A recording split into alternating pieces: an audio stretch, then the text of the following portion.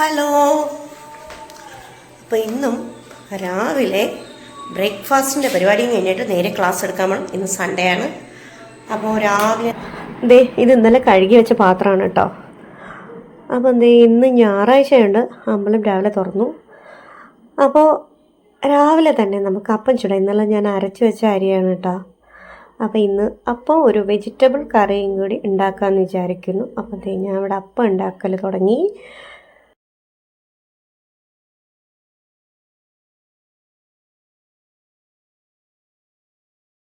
അപ്പോൾ ഇന്ന് ഞാൻ കാടൻ മുട്ടയാണ് പുഴുങ്ങുന്നത്.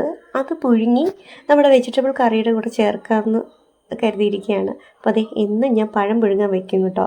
അപ്പോൾ ഇത് ഇന്നലത്തെ ചോറാണ് കേട്ടോ. കുറച്ച് ബാക്കി വന്നത് രാവിലെ തന്നെ അതൊന്ന് തിളപ്പിച്ച് വാർക്കാമെന്ന് വിചാരിച്ചു. അതങ്ങനെ അടുപ്പിൽ വെച്ചിട്ടുണ്ട്.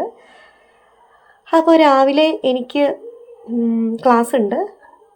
അപ്പോൾ രാവിലെ ഇതെല്ലാം ഒന്ന് റെഡിയാക്കിയിട്ട് ഇറങ്ങാമെന്ന് വിചാരിച്ചു. അപ്പോൾ നമ്മുടെ വെജിറ്റബിൾസ് എല്ലാം വെന്ത് കഴിഞ്ഞു കേട്ടോ.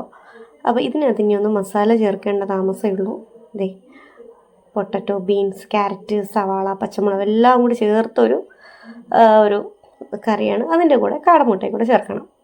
ഇത് ഇന്നലത്തെ കുറച്ച് ചിക്കൻ കറി ബാക്കി വന്നു കേട്ടോ. അപ്പോൾ അതും ഞാനൊന്ന് ചൂടാക്കി വെക്കുന്നുണ്ട്.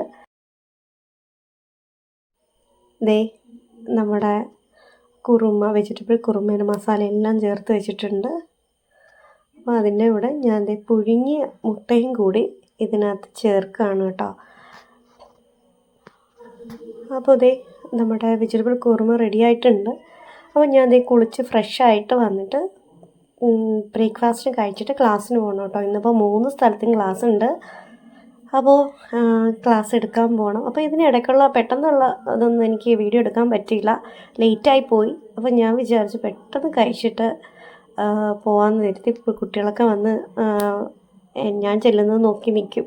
അപ്പോൾ അതിന് മുന്നേ എനിക്ക് ചെല്ലണം അവിടെ. ഇന്ന് നമുക്ക് കുറച്ച് മഴയൊന്നുമില്ല, കാലാവസ്ഥയൊക്കെ നോർമലായിട്ടുണ്ട്. അപ്പോൾ ഞാൻ ഇറങ്ങുകയാണ് കേട്ടോ.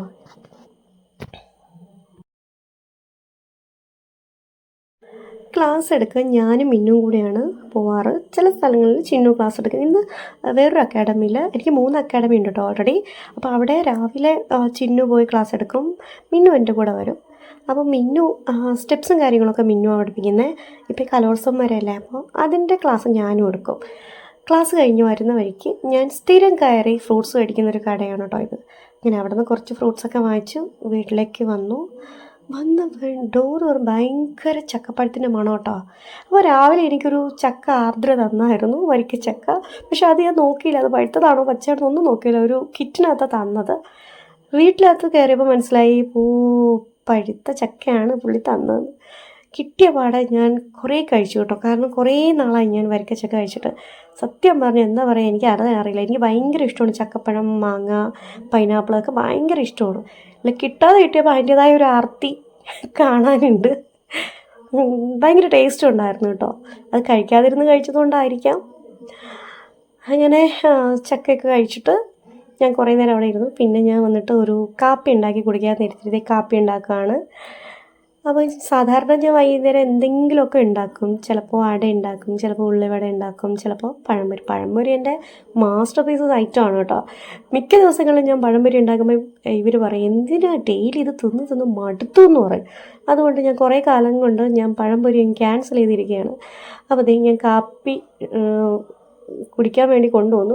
പക്ഷേ ഞാൻ ഇങ്ങോട്ട് വരുന്ന വഴിക്ക്, അതായത് വീട്ടിലോട്ട് വരുന്ന വഴിക്ക് ഞാനൊരു ബേക്കറിയിൽ നിന്ന് ഈ ഒരു ഐറ്റം മേടിച്ചു. എന്താണെന്ന് എനിക്ക് പറയാൻ അറിയില്ല കേട്ടോ. ഒരു പപ്സ് പോലത്തെ ഒരു സാധനം. അത് പപ്സും അല്ല, പക്ഷെ അത് സ്വീറ്റാണ്. അങ്ങനെ മീനു കുറച്ച് ചിപ്സൊക്കെ കൊണ്ടുവന്നിട്ട് ഞാൻ ചായ കുടിക്കാൻ എടുത്തു. കുടിച്ചപ്പോഴാണ് അത് പൊള്ളുന്ന ചൂടായിട്ട് തോന്നി. അയ്യോ സത്യമാണ്, എൻ്റെ കണ്ണിൽ കൂടെ പൊന്നീച്ച പറഞ്ഞു കേട്ടോ.